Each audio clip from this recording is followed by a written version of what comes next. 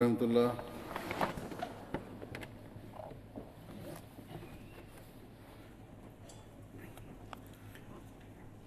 أشهد أن لا إله إلا الله وحده لا شريك له وأشهد أن محمدا عبده ورسوله أما بعد فأعوذ بالله من الشيطان الرجيم بسم الله الرحمن الرحيم الحمد لله رب العالمين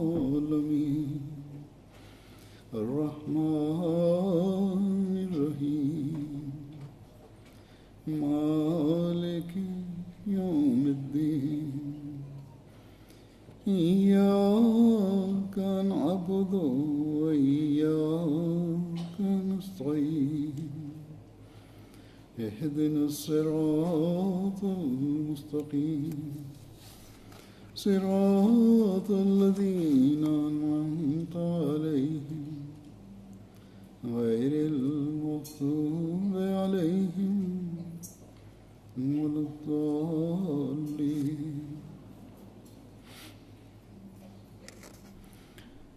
Alhamdulillah, once again Allah Ta'ala has established Lajna Ima'illah UK, has enabled Lajna Ima'illah UK to hold its national Ijtema this weekend. The main purpose of the Ijtema is to provide an opportunity for you to join together so that the spirit of unity amongst Lajna Ima'illah increases, and to hold various programs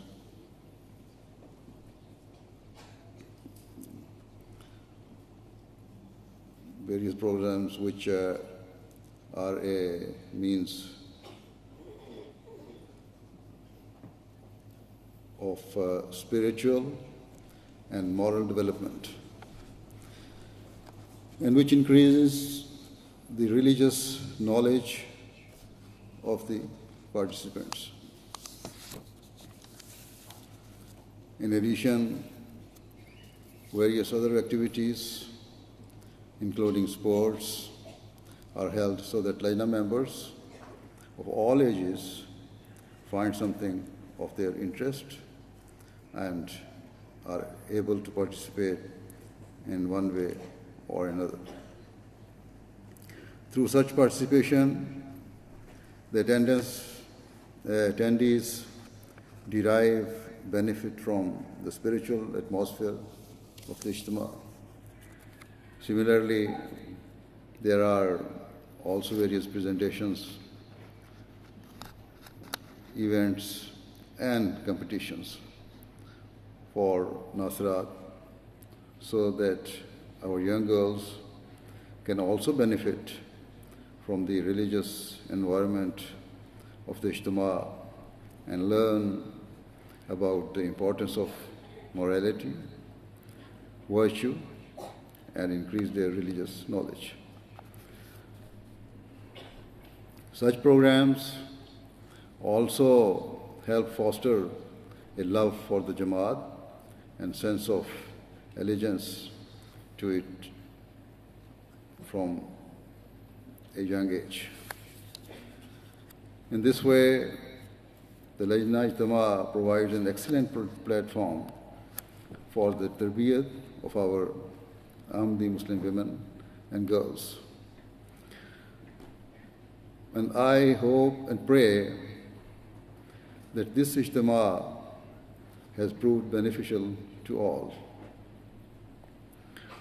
Anyway, today I wish to remind all of you about the immense value of remaining firm to your faith and being ready to offer any sacrifice for the sake of your religion and beliefs.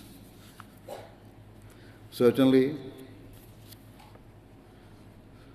for any true religious community, it is essential that its followers consider their religion and, of course, nation and community to be of paramount importance and be ready to make sacrifices for its cause. Unless we constantly seek to increase our faith and to live by our religious teachings, our verbal utterances are meaningless and entirely disingenuous and generous.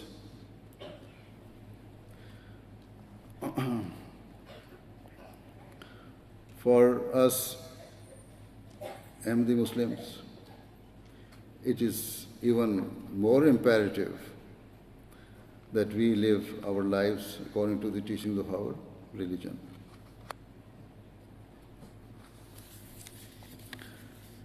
We must be ever attentive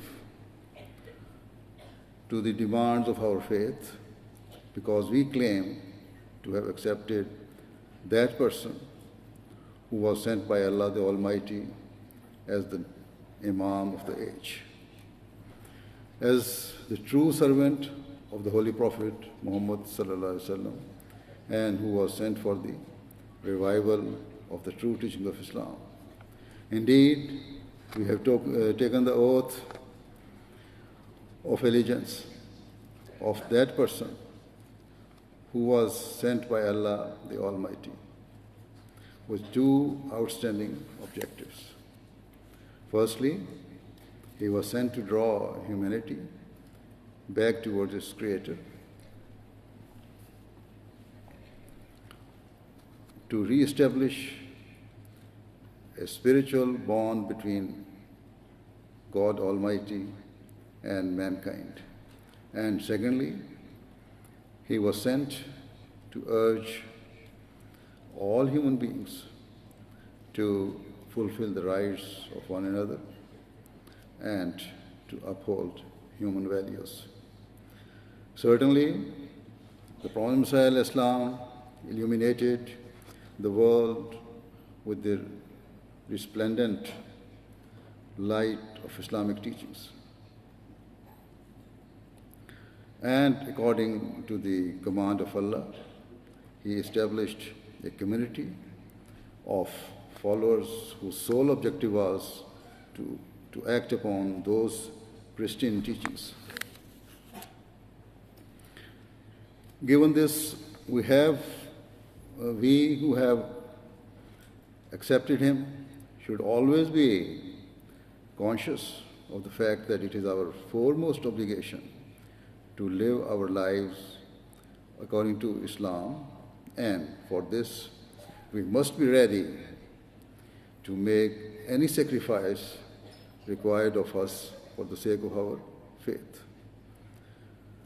It is quite easy to say that you are willing to make sacrifices for your beliefs, but in reality, until a person gives precedence to his or her faith over all worldly matters, they will not be ready to make genuine sacrifices. In the Lajna pledge, Ahmadi women proclaim that they are ready to sacrifice everything for the sake of their religion and nation, whilst in the Nasirat pledge, our young girls vow to serve their religion, country, and nation. Hence, all of you must solemnly reflect upon these words and strive to practically uphold them at every corner and every turn in your lives. Be amongst those women and girls who light up the world through their sincerity and morality, and through their readiness to give up everything for the sake of their religion and nation. Such pious and exemplary standards of sacrifice can only be achieved if you are mindful of following the commands of Allah, the Almighty, in every respect. This is why Prophet Muhammad once said, "No one can be purified until God Almighty does not make them so." Naturally, the question arises that how can we be purified by God Almighty? In answer to this very question, the Prophet ﷺ said, when a person approaches God Almighty with complete humility, meekness, and devotion, his prayers are accepted by Him and he becomes righteous. He attains the ability to understand the faith of the Holy Prophet ﷺ.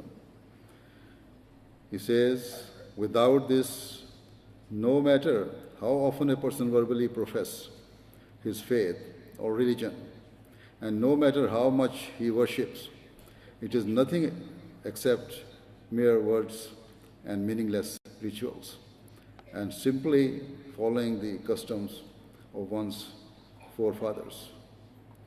There is no truth or spirituality to it. Consequently, the spirit of sacrifice will only develop inside you when you attain spirituality through a personal relationship with Allah the Almighty. And for this, you must earnestly bow down before Him with absolute humility.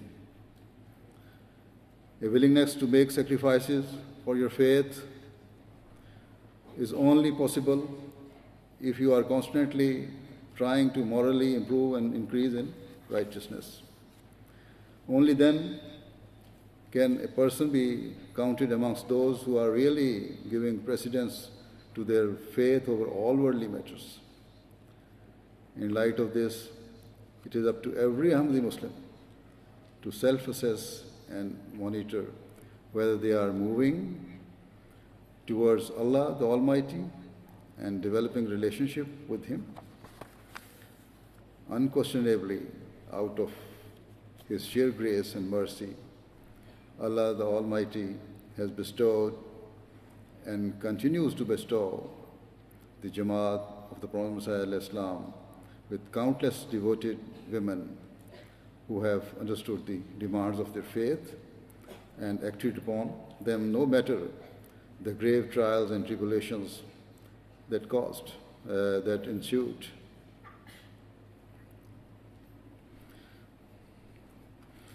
Such women have excelled in piety, righteousness, and virtue. They have made colossal sacrifices for their faith and have followed in the golden footsteps of those outstanding Muslim women who sacrificed everything for the sake of their religion in the early Islamic period. It is often easier for people to relate to real life examples. And so I shall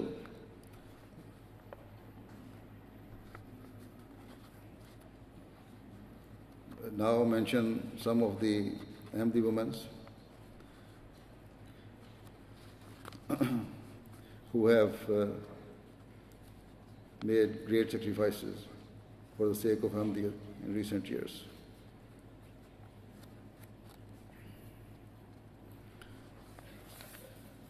Their cases testify to the fact that the spirit of true sacrifice is alive and well within Jamaat.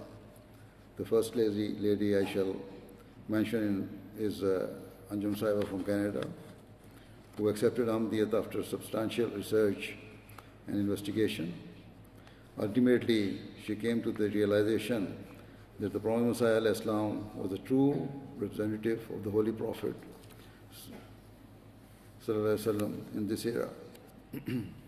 She understood that whatever the Prophet Muhammad taught was a manifestation of the original teachings of Islam, and she realized that the way to attain Allah's favor was to join the blessed community of the Prophet Messiah al-Islam and to ready for whatever sacrifices were required. Thereafter, in reality, she did have to make many sacrifices for the sake of her faith. After she took bath in 1994, her husband became infuriated and tried his utmost to force her to abandon her faith in Ahmadiyyat. He forcefully prevented her from attending the Friday prayers or any other Jamaat events, and even brought some non-Ahmadi Maulvis into their home who tried to coerce her to leave Ahmadiyyat. However, their concerted efforts proved to be in vain. No matter how cruelly she was pressured, harassed, and persecuted, she remained firm in her faith and displayed exemplary steadfastness. As a result, her husband mercilessly removed her and their 3 children from the family home and threw them onto the streets. As she had nowhere else to go, Anjum Sahiba took her children to a motel where they stayed for some days. Upon this, her family spread rumors that Ahmadis were funding her, but this was completely wrong. In fact, where she had previously lived comfortably, she took work as a domestic cleaner to earn just enough money to shelter and feed her children. Despite the harrowing change of circumstances, she was forced to endure. Her resolve never faltered. She did not let the intense pressure she faced lessen her faith even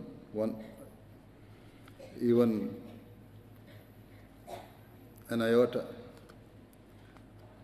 After some time passed, she received marriage proposal from a non-Ahmadi man, but she rejected each one and said that she would only ever marry an Ahmadi man. Upon this, one man who had proposed to her was so impressed by her faith that he began to learn about Ahmadiyyat, and soon he was also convinced by the truth of the Prophet Messiah al-Islam. They later married, and ever since their family has maintained a loyal and sincere relationship with the Jamaat. Accordingly, this brave lady not only guarded her own faith and that of her children, but also brought a non-Ahmadi into the fold of Ahmadiyya. Another lady, Noor Jahan from Calcutta in India, accepted Ahmadiyya in 1981. A major reason she converted was after seeing how the Ahmadiyya Muslim community was engaged in the service of Islam by doing tabligh throughout the world. She was particularly moved by the fact that the Jamaat had established a system of financial sacrifice, that is Chanda, with the purpose of propagating Islam far and wide. She observed her Ahmadi friends who were very regular in paying Chanda, and after some time told them that she also wished to donate some money as sacrifice. However, she was informed that the Jamaat only accepted Chanda from Ahmadis and so could not accept her offer.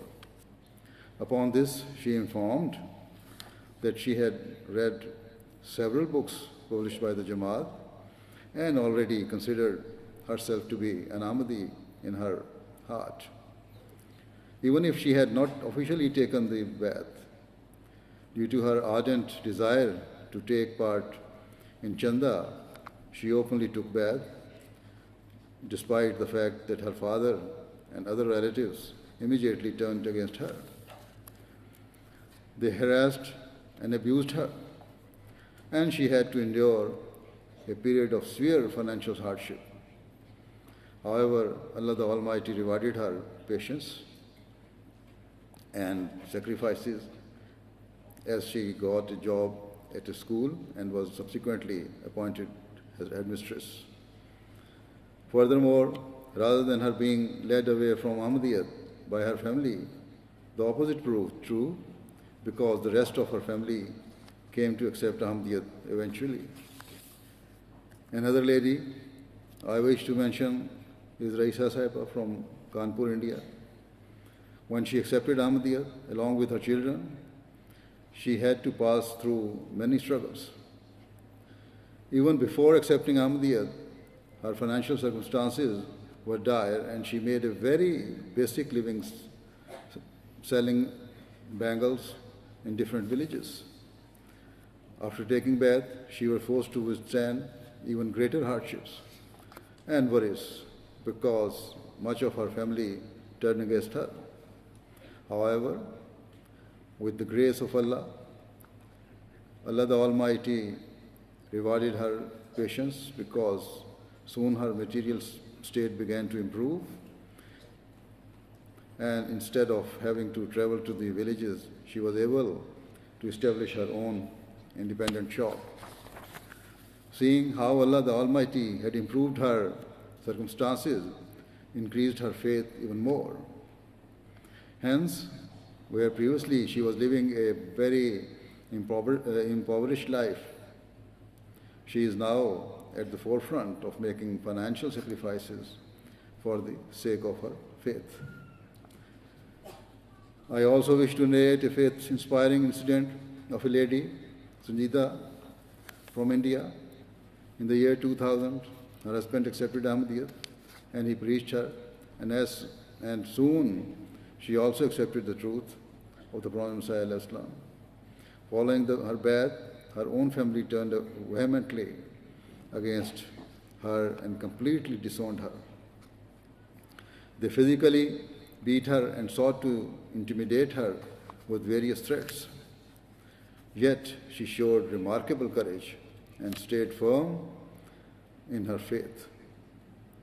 She was originally from a wealthy family, but after accepting Ahmadiyyat, her father told her that she would be cut off from the family inheritance and all her rights unless she revoked her belief in the Prophet Messiah.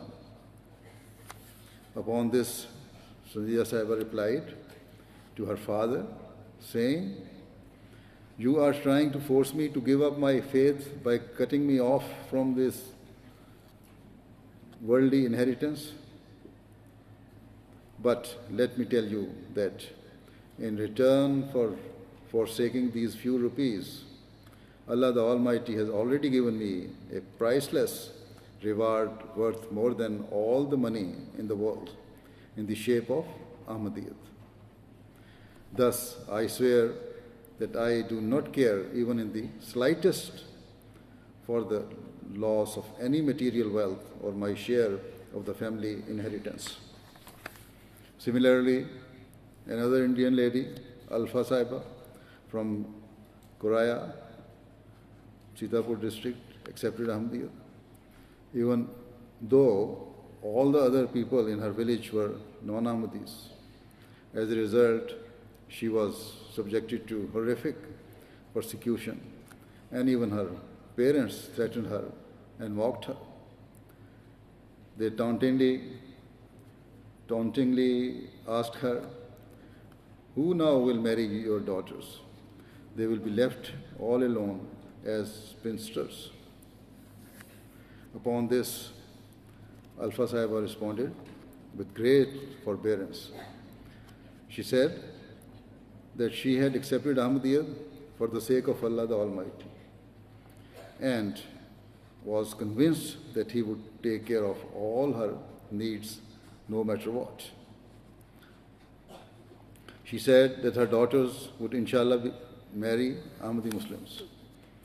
With the grace of Allah, her resolute patience and steadfastness has been rewarded, wherein two of her daughters are now happily married with Ahmadi missionaries, Muslims, whilst she was close to arranging a match for her another daughter with a good-natured Ahmadi youth at the time this incident was recorded.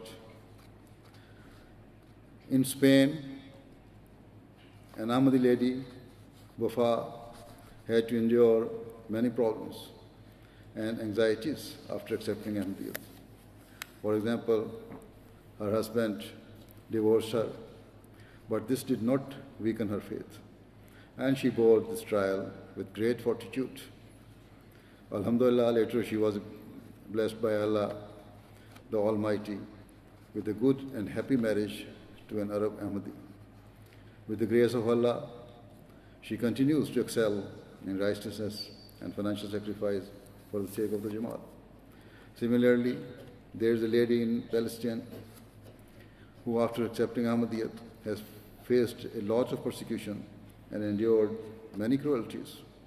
She has even been taken to court over her religious beliefs.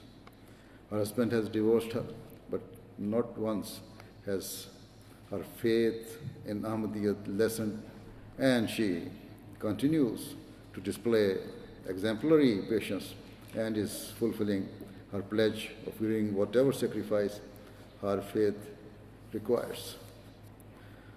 Furthermore, Allah the Almighty has also given the Jamaat such honorable and devout women who have given their lives for the sake of their faith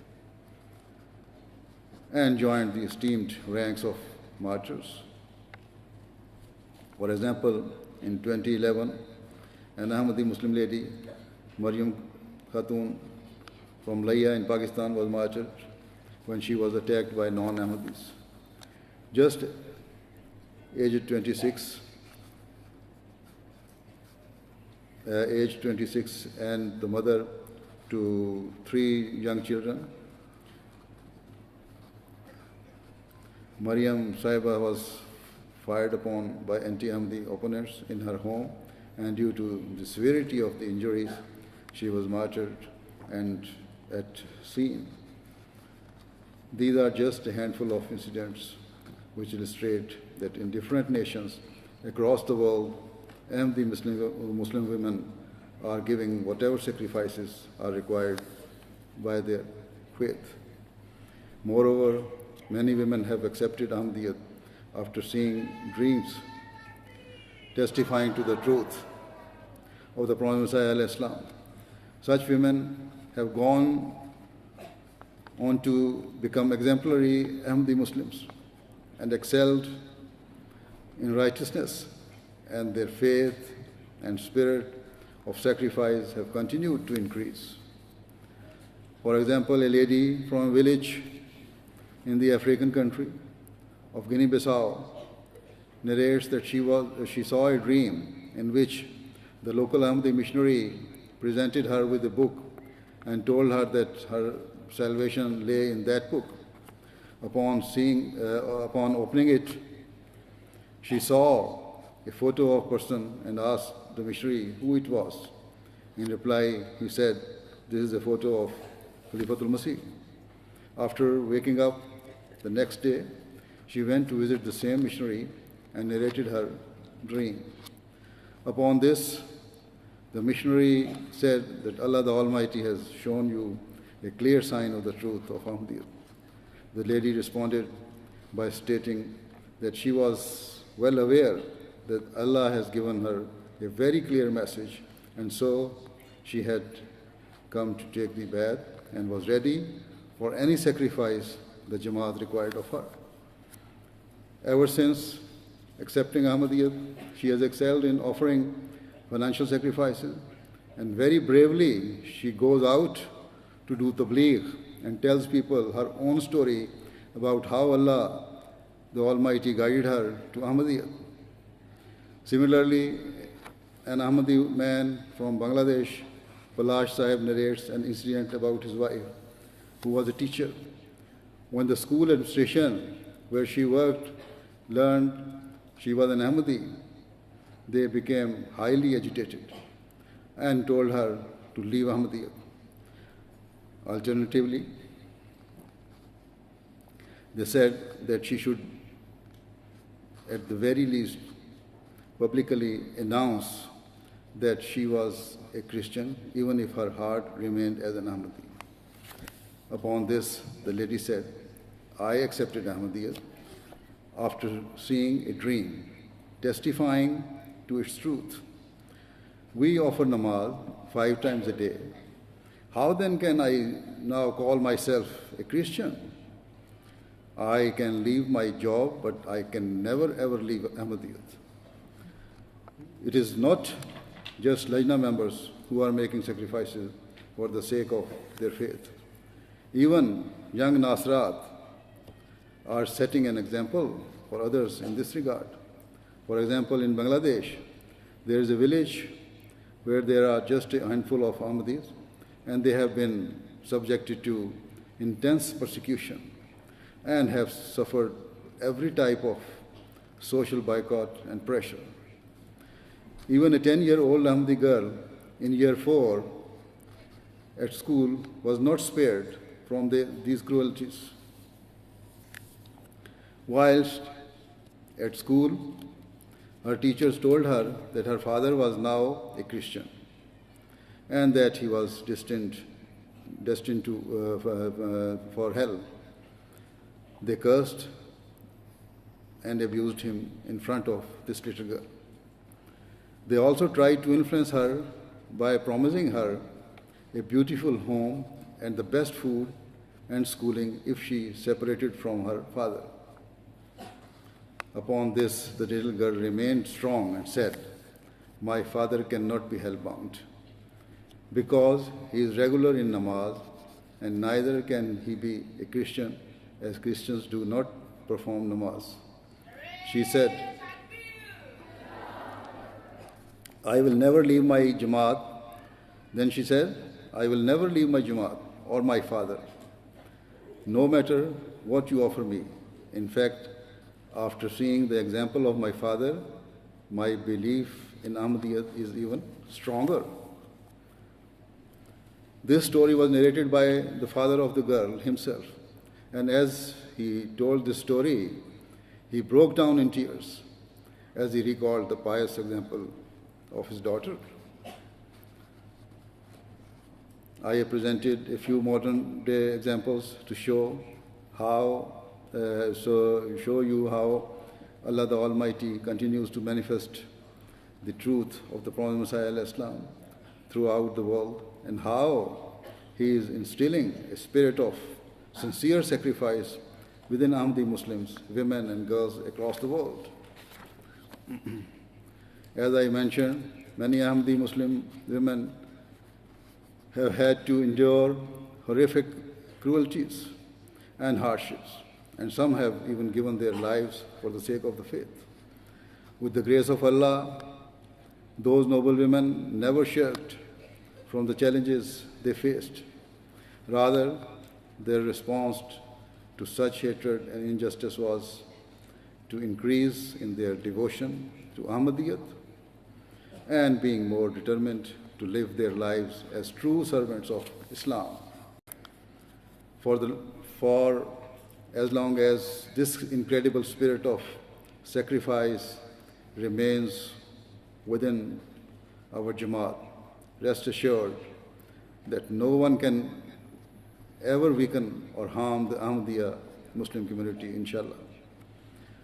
Whilst our opponents concoct many plans and hatch countless schemes in order to destroy the Jamaat, they will never prove successful, inshallah. Certainly, the opponents of Ahmadiyyat will continue to make threats against us, but their attempts will never reap any fruit, because the faith that exists amongst Ahmadi Muslim men, women and children ensures that the community of the Prophet Messiah Islam will continue to flourish and prosper no matter what. However, there is one note of caution I wish to add. Whilst Ahmadi Muslim throughout the world continue to serve the Jamaat and to make sacrifices, each Ahmadi Muslim must pay personal attention to make sure that he or she does not personally fall behind. Every Ahmadi Muslim should ensure that his or her standards never slip. Always seek to increase your faith and to travel on those blessed paths that Allah the Almighty has Himself commanded us to walk upon. Always strive to fulfill the objectives for which the Prophet Messiah Islam was sent. Tread upon those golden walkways that led directly to Him. Pay heed to the words and instructions of the Prophet Messiah Islam, who has taught us how to attain the love of our Creator. On one occasion, the Prophet Messiah Islam said, "A believer is he who is utterly loyal to God Almighty. Once he has believed, then why would he fret over any threat? For he has declared that he will give precedence to his faith over all worldly matters." He says, when one forgoes his home, his people, and all his comforts for the sake of God Almighty, then God Himself provides for him everything he needs. The Prophet ﷺ further said, "You should remain patient and steadfast like the truthful people, because Allah the Almighty forever helps the truthful and raises them to an esteemed status." The Prophet ﷺ continued, "Now Allah the Almighty is establishing a community of the truthful. Whosoever is not sincere or truthful will depart. If not today, then certainly tomorrow, and they will be separate from our fold. However, God Almighty will never forsake those who are honest and true. Hence, we should always strive to ensure that we remain amongst the truthful and never weaken in our faith, God forbid. May we always remain firm in our belief. We have taken the path of that person who was sent by Allah the Almighty according to the prophecies of the Holy Prophet of Islam sallallahu alaihi wasallam. We have accepted that person who was sent in complete servitude of the Holy Prophet sallallahu alaihi wasallam, and who was bestowed by Allah with the status of a non-law-bearing prophet, and was the Imam Mahdi and Prophet Messiah alayhi salam. It was he, Hazrat Mirza Ghulam Ahmad of Qadian alayhi salam, who in this era, due to his heartache and anguish at the state to which Muslims had descended, established a pious community of the truthful. Always remember that every act and every instruction of the Prophet ﷺ was in accordance with commands of Allah the Almighty and the teachings of the noble Prophet of Islam sallallahu alaihi wasallam. Thus, it is my ardent desire and prayer that Allah the Almighty enables all Ahmadi Muslims to remain firmly attached to the Prophet Messiah ﷺ and to follow his teaching and guidance in every single matter. Further, may every Ahmadi Muslim remain firmly attached to the institution of Khilafat, the Ahmadiyya, which according to the promise of Allah Ta'ala was established following the demise of the Prophet Messiah. Always pray that you remain steadfast in your faith. Rest assured, if you remain firmly attached to Ahmadiyyat, Allah the Almighty will never forsake you. Instead, He will grant you the status of a true believer and count you amongst the truthful. May Allah the Almighty enable the faith of every Ahmadi Muslim to constantly increase, and may every Ahmadi truly uphold their claim of giving precedence to their religion over all worldly matters. Furthermore, you should endeavor to nurture and morally guide your children so that they are also raised in a pious fashion and with firm faith in the truth of Ahmadiyyat. Instill in them the true values of Islam so that they too grow up into model citizens who are ever ready to give whatever sacrifice is required for the sake of their faith and nation. As long as Allah the Almighty continues to bless our Jamaat with noble women and devoted mothers who fulfill their own pledges and who train their children to be pious ambassadors and servants of Ahmadiyyat, any and every attempt to harm or destroy our Jamaat will be doomed to fail. Always remember that it is the promise of Allah that He will ensure that the Jamaat continues to grow. And we are all witnesses to how He is fulfilling this promise each and every day. Only due to His help and grace, our Jamaat continues to prosper and flourish, and inshallah always will.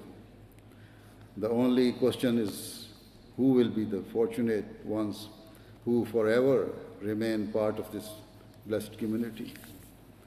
Certainly, all Ahmadi Muslims who remain firm in their faith will be part of the fulfillment of the grand promise of God, whilst those who are not truthful will separate from God's pious community, as the Prophet ﷺ foretold.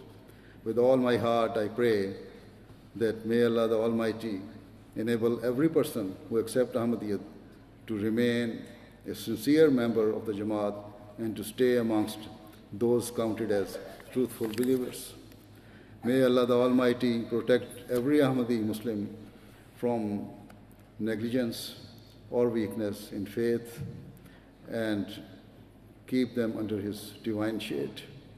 In the end, I pray that may Allah the Almighty continue to bless Lajna Ima'illah in all respects. Ameen.